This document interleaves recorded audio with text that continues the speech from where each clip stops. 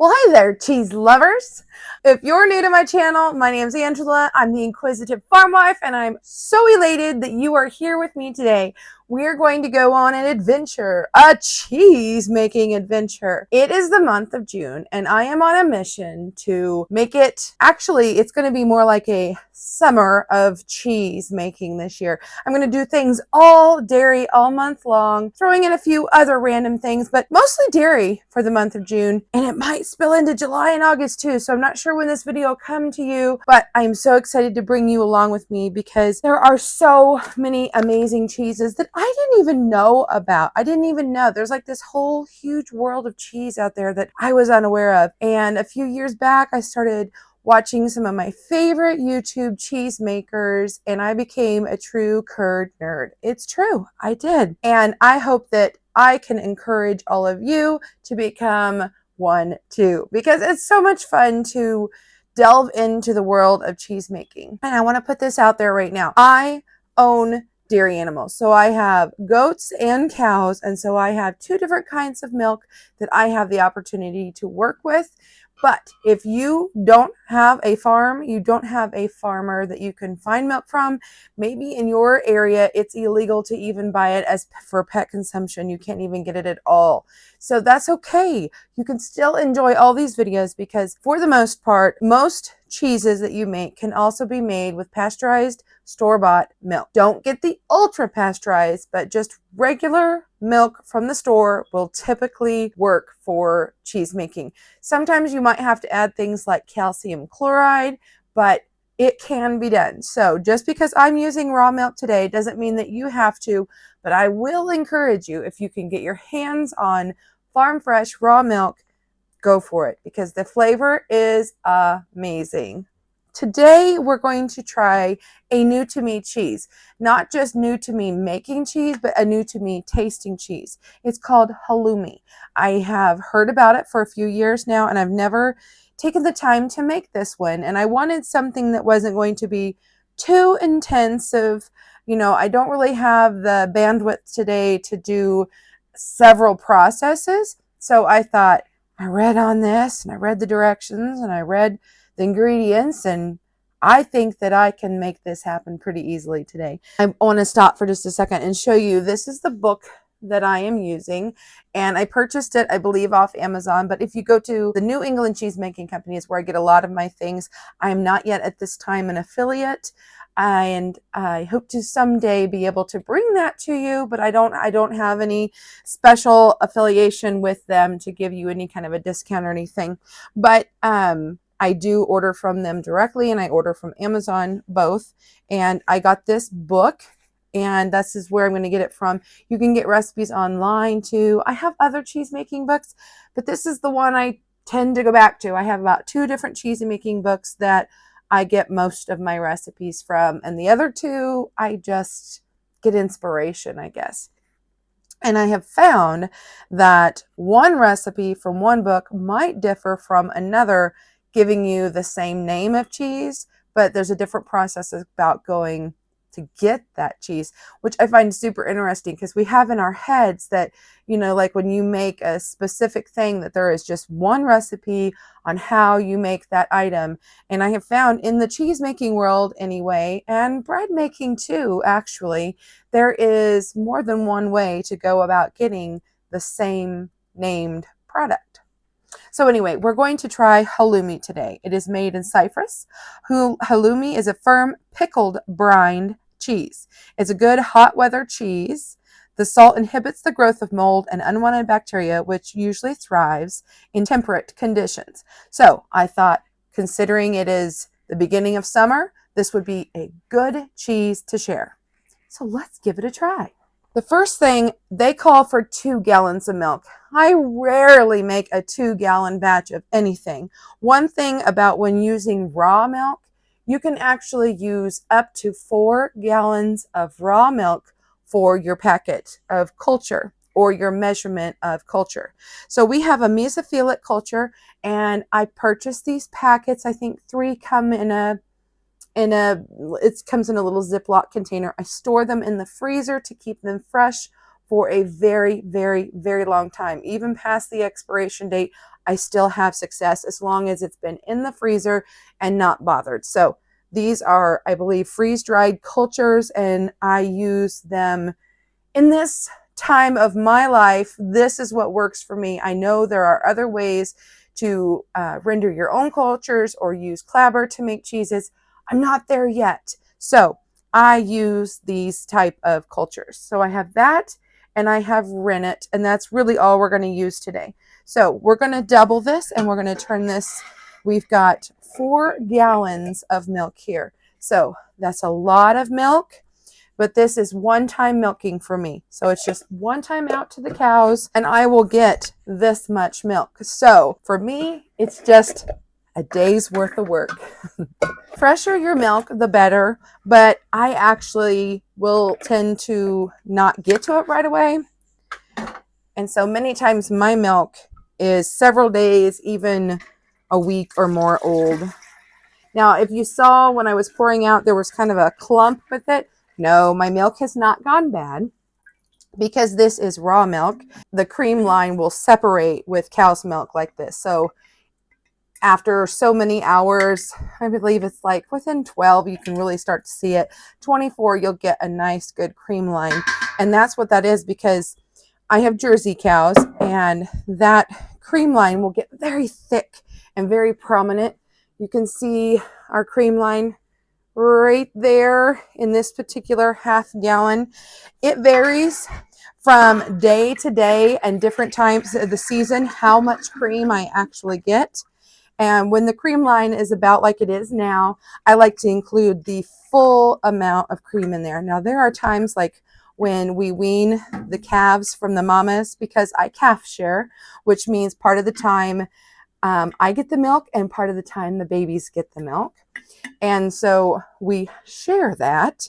And when we calf share, this is typically what kind of cream line you can anticipate. But when it's weaning time, I have had like 3/4 of my half gallon jar be cream, because she'll hold it up for a few days hoping I'll let her baby whack with her. Then she'll release it and then I'll get tons of cream. And that's when I separate that off and I'll make my butter.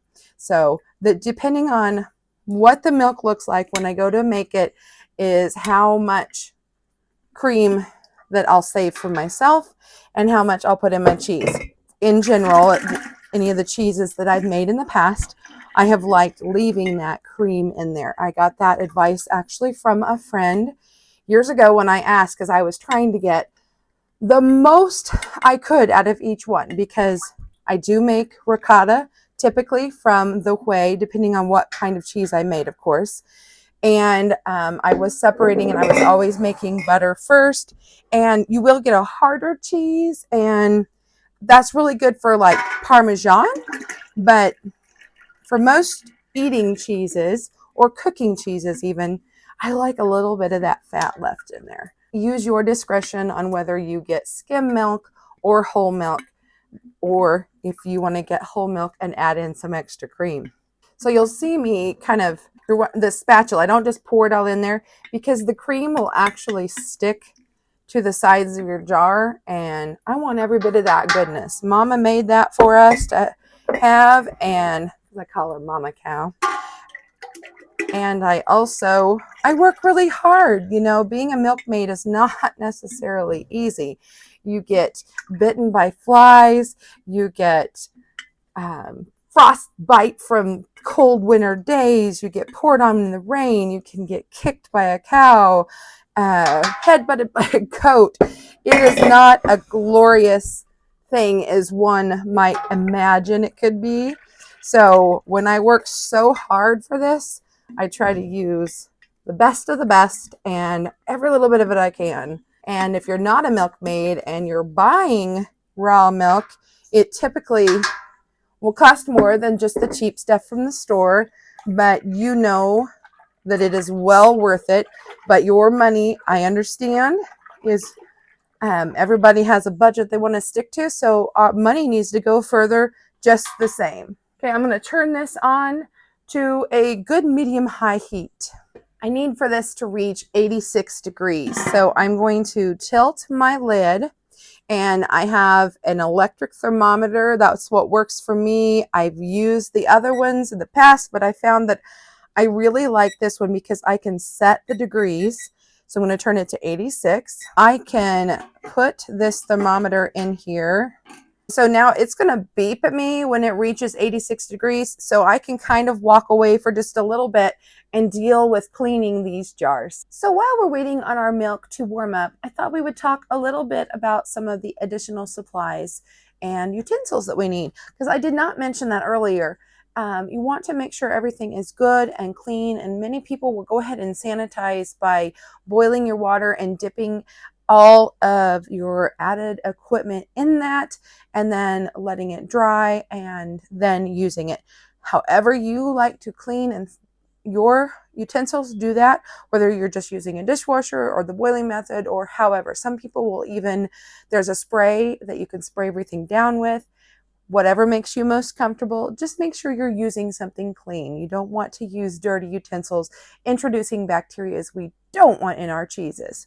So I like to have some sort of a plate that just kind of contains it. I have one that has, you see it kind of angles down, and that just kind of holds any of the milk when I go from stirring to not stirring, which, speaking of stirring, I have a large slotted spoon. It's stainless steel. This is my choice, and I will just lay it on my plate. So after I stir, then I have a place for that little tiny bit of milk that's on the spoon to kind of have a place to puddle, and I don't have such a mess, and I can just take it and rinse it and clean it just very quickly. And then to cut your curds, get as long of a knife as you can, especially if you're making, like I have a really large pot. This is 4 gallons.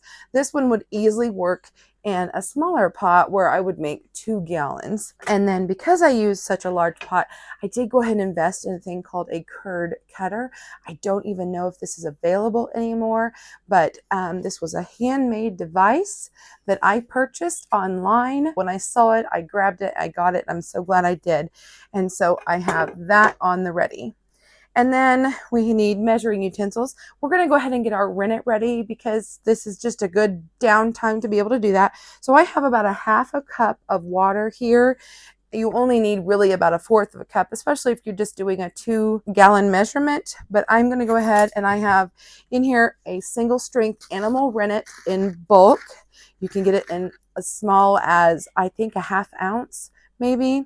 So it calls for a 1/2 of a teaspoon for 2 gallons. Now I do think because this is raw, 1 teaspoon would be, or a 1/2 a teaspoon should do all 4, but I do not want to take a chance. So I'm going to go ahead and get 1 teaspoon measurement here, and I'm going to go ahead and measure that out, and I'm going to add that to this water, and then I want to just stir this for about a minute just to make sure that it gets mixed in really well. I probably could get away with just using the 1/4 of a cup of water, but I figure I'm doubling double because on here it does say it needs to be 20 times the volume of the rennet. So that is another reason why I'm doing it, because, you know, this is going to be a process. This is going to be work, and we want to make sure that we're following it to the best of our abilities so that we don't mess it up, because there's nothing more disappointing than working so hard and then failing. But let me tell you, failing is not a bad thing. That is what we call learning curve, my friends. So if today this doesn't work out, I'm not going to be completely disappointed because I know I will have learned something. So back into the refrigerator this goes. Anything liquid is refrigerated. Anything powdered we stick in the freezer. Our little beeper went off. There it goes again. So we have reached that 86 degrees. I'm going to shut that off for a second. And then I'm going to get my slotted spoon, and we're going to take our culture and we're going to sprinkle it over the top of our milk. First, I'm going to stir this just a little bit just to kind of get the temperatures a little more even. And I'm just swirling it around. No special pattern or anything. Just kind of wanting to mix that cream back into the milk. And now I'm going to open up my packet of my mesophilic culture so you can see this powder. And I'm just going to kind of lightly sprinkle it over the top of the milk, making sure I get all of it. And then maybe for about a minute with an up and down motion, I am going to stir in this culture. And then I will go ahead, now that I feel like that has done well, I will go ahead and bring up from the bottom and stir as you typically would. Pull that up through the middle to bring that, to kind of settle that down. Put my spoon off to the side. So I'm going to give that just a minute while I tell you a little bit about my experience with my history of making cheese. Typically, you'll put the culture on there and that'll set for maybe 30 to 45 minutes, or sometimes even up to an hour. However, this recipe does not have me do that. It goes straight from step 1 of heating the milk to 86 degrees. Check. Add the starter and mix well. Check. And then it says add the diluted rennet and stir gently with an up and down motion for 1 minute. Cover and allow at 86 degrees for 30 to 45 minutes until the curd gives a break. So we are not going to do anything with this culture separate. This is very interesting and this is new. So next I'm going to take my spoon, turn it upside down, and this will kind of more evenly disperse our rennet water. So rennet works pretty darn quickly. So when they say stir up and down for 1 minute, they mean no more than 1 minute, because it will start a curd very, very quickly. And once that starts, you don't want to mess with it any further. So let's watch and see, because sometimes it doesn't even take a full minute for it to start. And I know I have to stop. I do have this tendency to think that I need to make it all the way around with my up and down motion just to make sure that everything is evenly dispersed.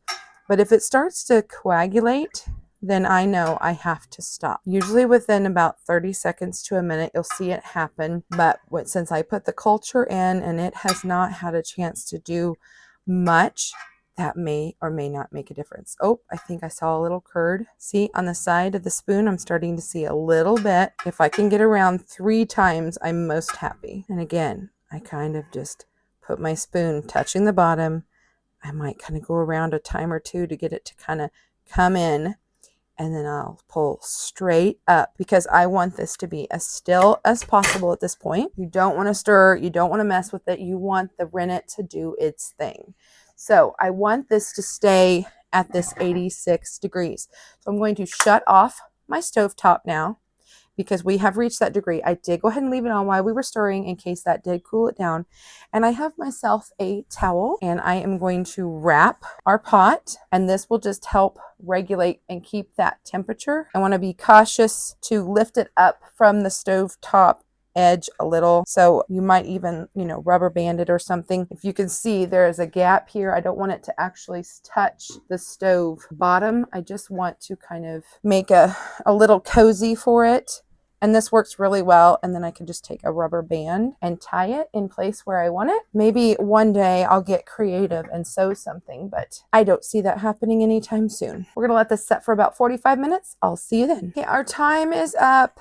And I can feel it still warm. Ooh, I'll show you. Oh yes, the rennet has set. Let's show you what this looks like. So I'm going to lift off the lid. I'm going to show you. I can actually see these yellow pockets? That, to me, I believe that's going to be whey, because I see this little spot here where it's already pulled away. But you want to test the curd by sticking your knife in and pulling away and see how it's set, like it's solid, and you can see the whey pulling away from it. We're good to go. We are ready. I'm going to go ahead and we're going to make 1/2-inch cheese curds. So if you see this, those are about 1/2 inch a piece. Now I like to use this thing because you can stick it down in there, and then I just kind of go it's hard to do, around and around a few times. Probably should have done this afterwards. Okay, lesson learned.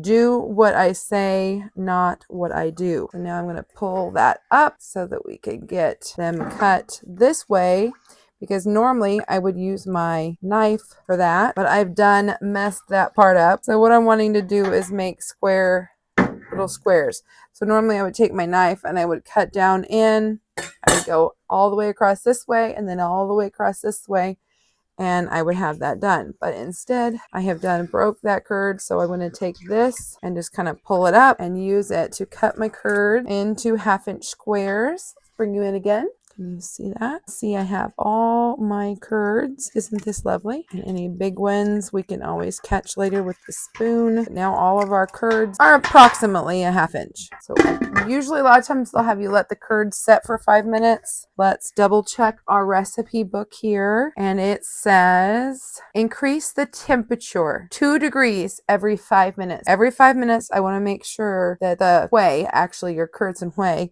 are getting warmer. So what I'll do is I have my thermometer here and I'll be watching it. And so for over the next 45-ish minutes, I'm going to be stirring very gently until it reaches 104 degrees. And then once it reaches the 104 degrees, for 20 more minutes, we're going to continue to stir.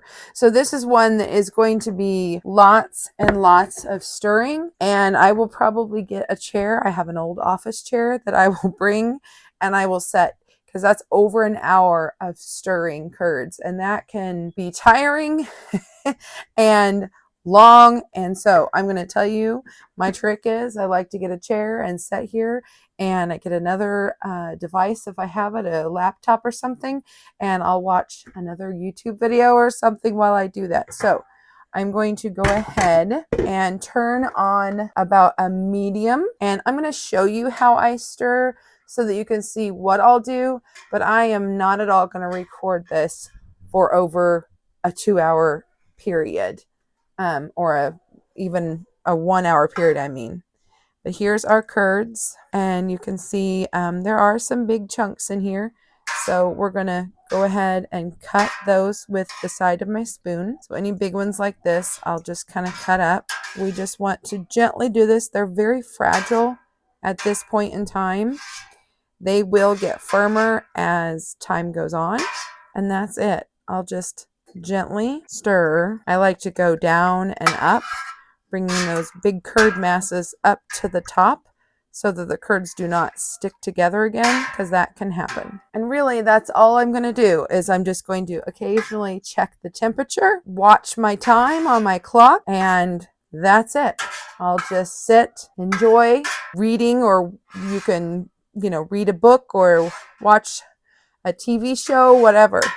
And just make sure you're stirring so that the curds do not clump together at the bottom. Thought you all might like to see. I'm going to check the temperature here, and it shows that the actual temperature is 100 degrees. So we were above our 86 that we needed to be. So I'm going to turn this down to a low temp, because I don't want it to get too hot too fast. If we're already at 100, we only have 4 degrees to go over this 45-minute time. Yeah, we've only got 4 degrees to go over our what should be a 45-minute time. So lesson learned there, that I did not need to wrap that it held the temperature really well. So it might not quite take that 45 minutes. Like I said, we're going to turn it on low. We want this to get to temperature very, very slowly. So we are about halfway through our stirring time for, phase 1 stirring. And I just wanted to show you how the curds have changed. They're definitely smaller. And can you tell how they're less fragile? Like, I don't know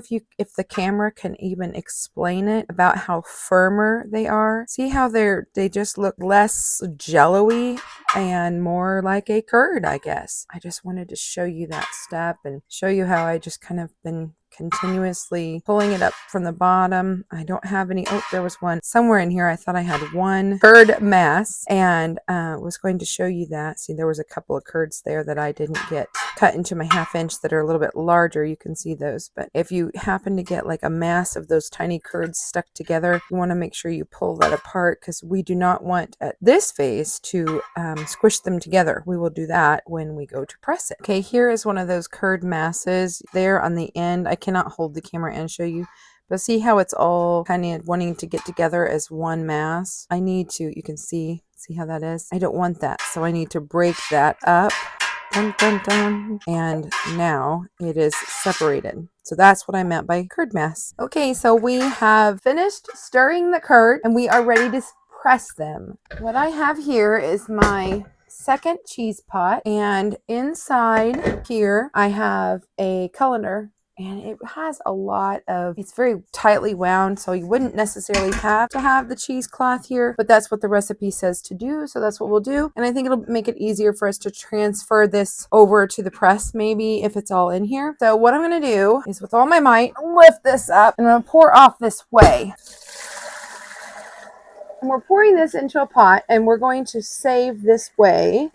I think the recipe actually said to, but if not, it's not an acidic whey, so it can actually be used to make ricotta with. Okay, and now we're left basically just the curds. So I'll take my spoon, and we're going to spoon these curds into our colander. Okay, they're already starting to want to mat together. Not yet, friends, not yet. All right. Here we go. Here are our tiny curds, and see, they've already started to try to make a mass together, and we don't want that quite yet because this isn't the size of our mold. So I'm going to break this up really quickly. This is the mold I'm going to use. I believe it's like an 8-pound mold. I don't remember for sure. It's been a while. Maybe it's only 5. I'm not sure. Underneath this, remember that plate?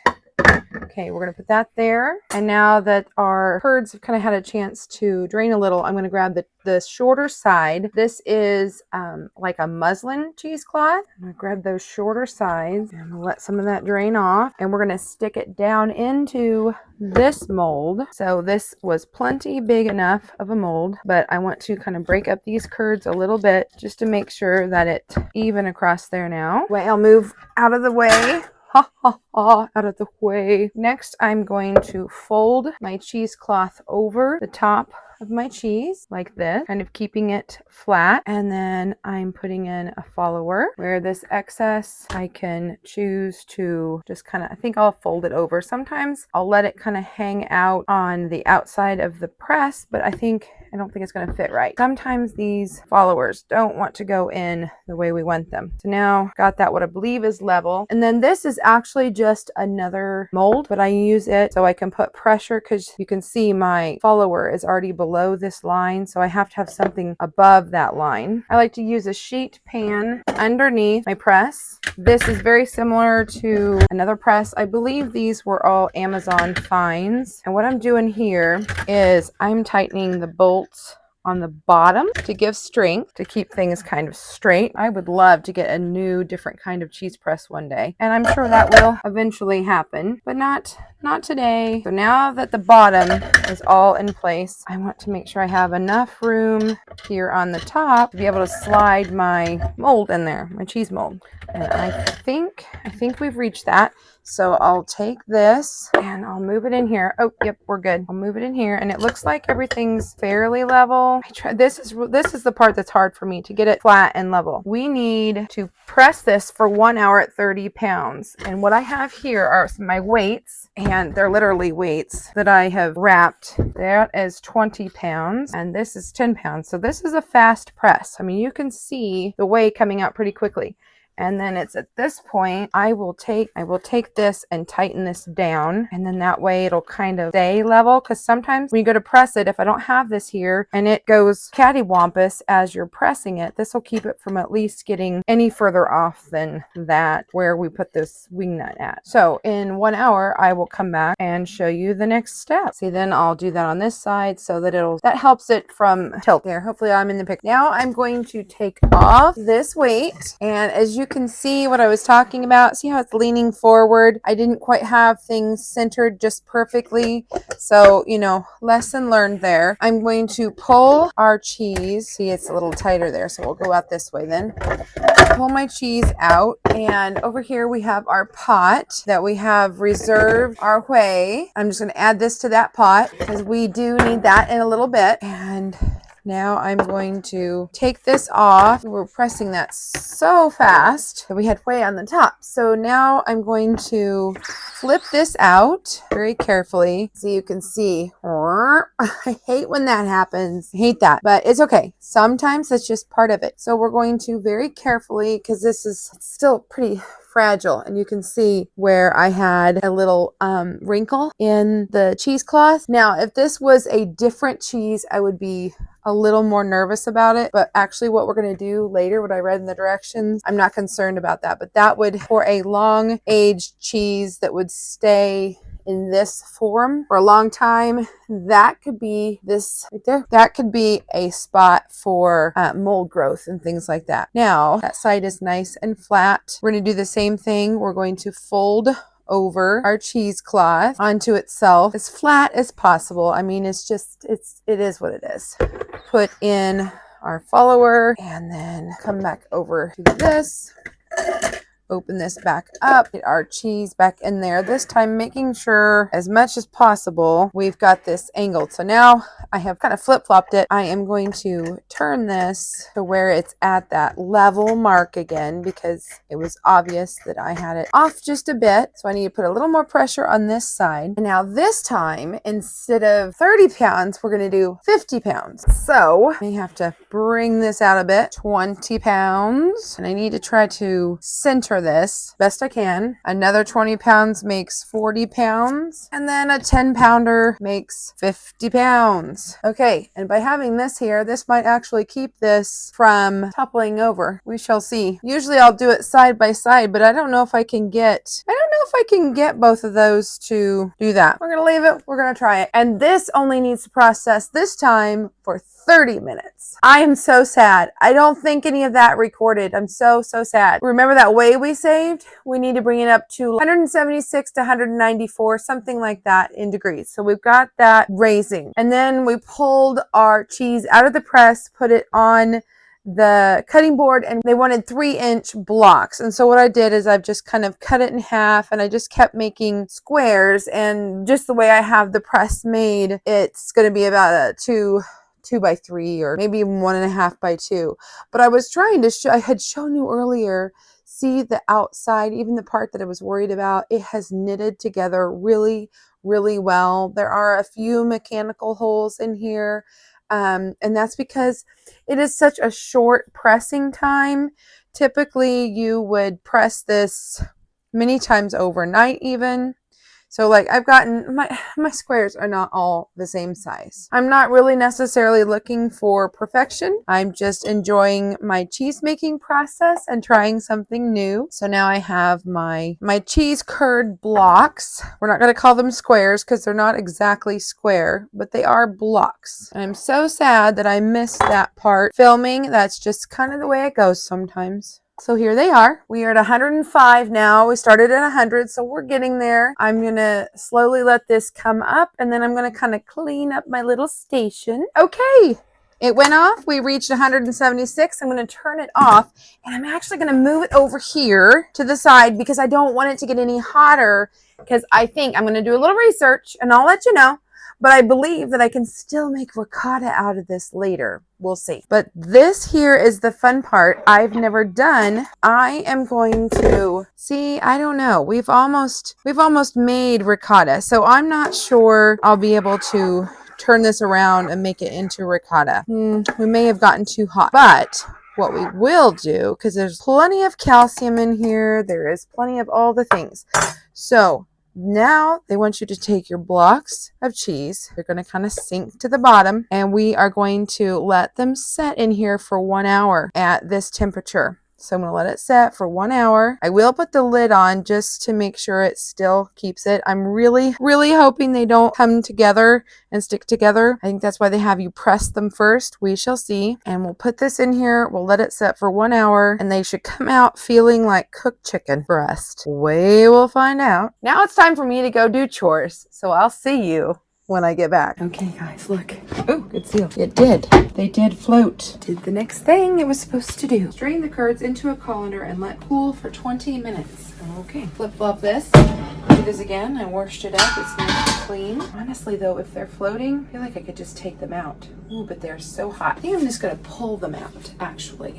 Well, good enough. So now I wish I could remember how many of these I have, but oh wow. So yes. Squishy.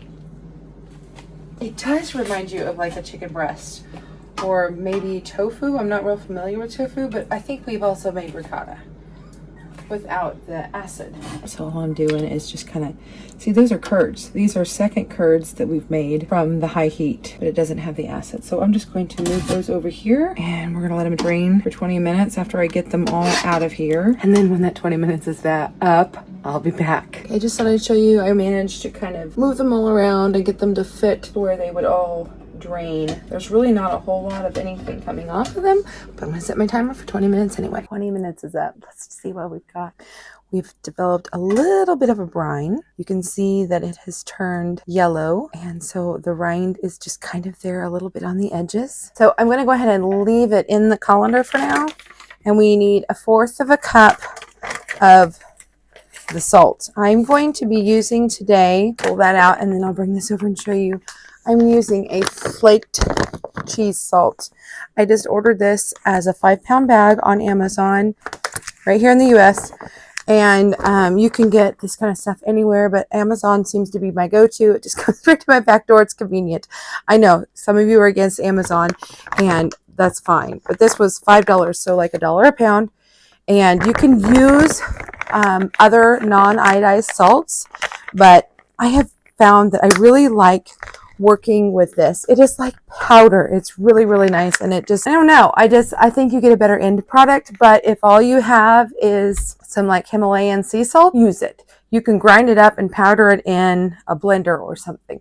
Okay, so I've got my 1/4 cup, and I'm going to take and we're going to sprinkle it all over the top. You almost can make like a rub out of it. I'm going to try to get it all over all of the cheese. Now that I feel like I kind of coated this, I'm going to take these and I'm going to flip them over so that we can get the other side. And if you're wondering, yes, that's a lot of milk in the background. That's goat's milk. So we worked with cow's milk. We also work with goat's milk. So you'll have to watch and see what I do with that on a different video, because I'm going to start that project as soon as we're done with this one. And if I have to, I'll flip these a couple different times to make sure that I get that whole 1/4 cup of salt all over. So I'm going to rub that in. And I think now I'm just going to kind of try to grab and rub each piece. Make sure I have salt all over it. That's just, I mean, I've never made halloumi.